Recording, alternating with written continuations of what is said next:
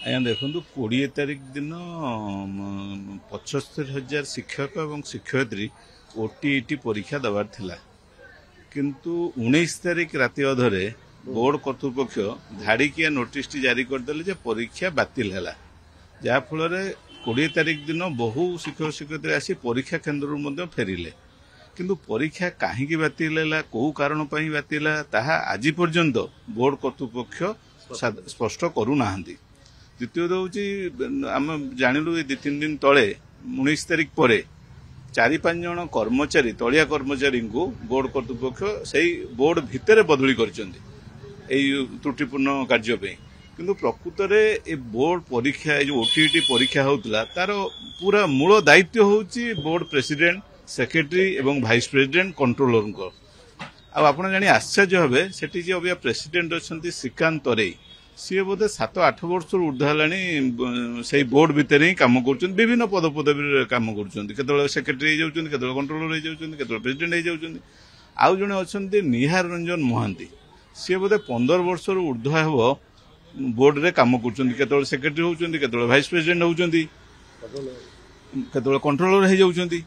ଇଏ president, vice president, secretary, controller ଯଦି ପରୀକ୍ଷାରେ କୌଣସି ତ୍ରୁଟି ହୁଏ, ପ୍ରଶ୍ନପତ୍ର ଲିକ୍ ହୁଏ, ଟାବୁଲେସନ ଭୁଲ ହୁଏ, ଯେକୌଣସି ଭୁଲ ହେଲା, ଏମାନେ ମୂଳତଃ ମାନେ ମୋରାଲି ରେସ୍ପନ୍ସିବଲ୍ ହେବା କଥା, କିନ୍ତୁ ଏମାନେ ସବୁବେଳେ ନିଜେ ଖସି ଯାଉଛନ୍ତି। ଏମାନେ ହେଉଛନ୍ତି କିଙ୍ଗ ପିନ୍, ଏମାନେ ଖସିକିନି ତଳିଆ କର୍ମଚାରୀଙ୍କୁ ଦଣ୍ଡ ଦେଉଛନ୍ତି।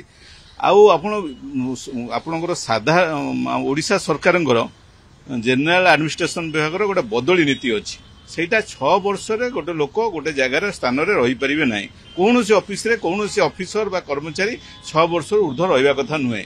କିନ୍ତୁ ବର୍ତ୍ତମାନ ବୋର୍ଡର ପ୍ରେସିଡେଣ୍ଟ ଶ୍ରୀକାନ୍ତ ତରେଇ ଏବଂ ଭାଇସ୍ ପ୍ରେସିଡେଣ୍ଟ ନିହାର ରଞ୍ଜନ ମହାନ୍ତିଙ୍କ ପ୍ରତି ସରକାରଙ୍କର ବଦଳି ନୀତି କାହିଁକି କାର୍ଯ୍ୟ କରୁନି, 6 ବର୍ଷ ପରେ ବି ସେମାନେ ଏଠି କେମିତି ରହିଛନ୍ତି, କାହାକୁ ଧରି ରହିଛନ୍ତି, କୋଉ କାରଣ ପାଇଁ ରହିଛନ୍ତି, ତାର ଗୋଟେ ତଦନ୍ତ ହେବାର ଆବଶ୍ୟକ ଅଛି।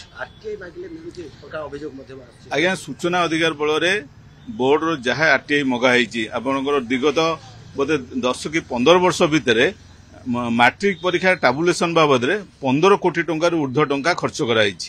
କିନ୍ତୁ ଟାବୁଲେସନ କାମ କିଏ କରିଛି, କୋଉ ସଫ୍ଟୱେୟାର ଫାର୍ମ କରିଛି, ତାକୁ ଆରଟିଆଇରେ ମାଗିଲେ କହୁଛନ୍ତି ଏଟା କନଫିଡେନ୍ସିଆଲ। ଯଦି ମାଟ୍ରିକ ପ୍ରଶ୍ନପତ୍ର ଛପା କନଫିଡେନ୍ସିଆଲ, ଟାବୁଲେସନ କାମ କନଫିଡେନ୍ସିଆଲ, ଆପଣଙ୍କର ଓଟିଇଟି ପ୍ରଶ୍ନ ଛାପିବା ବି କନଫିଡେନ୍ସିଆଲ, କନଫିଡେନ୍ସିଆଲ ଜିନିଷ ଯାହା ଗୁପ୍ତ ଜିନିଷ ତାହା କେମିତି ପ୍ରଗଟ ହେଉଛି ମାନେ ବୋର୍ଡର ଉପରିସ୍ଥ ଅଫିସର ମାନେ ଦାୟୀ, ତାଙ୍କୁ କ୍ରାଇମବ୍ରାଞ୍ଚର ତଦନ୍ତ ପରିଧି ମଧ୍ୟକୁ ଅଣାଯିବା ଉଚିତ।